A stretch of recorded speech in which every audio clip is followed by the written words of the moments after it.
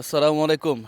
পিছনে ওই যে সাদা, দুইজনেই সাদা, হ্যাঁ, পহেলা বৈশাখে সাদা সাদা ম্যাচ কইরা ভাজতে ভাজতি করতেছে। আশেপাশে যদি দেখেন আপনি এইরকম সাদা সাদা লাল পহেলা বৈশাখের ওই যে আঁকা বাঁকা ড্রেস, এগুলা পইরা অসংখ্য ছেলে আর মেয়ে যাদের বয়স 14-15 বছর।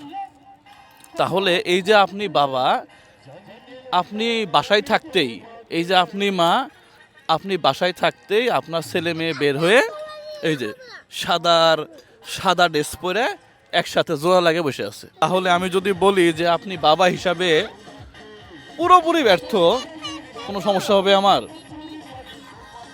আমি দেখেন কথা বলতে পারতেছি না, আরেক ভাতিজা ওইখানে ওই যে গান বাজাইতেছে, দেখেন গান মধ্যে ও শব্দ দূষণ করতেছে, মানুষকে বিরক্ত করতেছে, আবার বলতেছে এগুলো নাকি বিনোদন। এখানে আপনার আর আমার সন্তান আছে এখানে, বিশ্বাস করেন।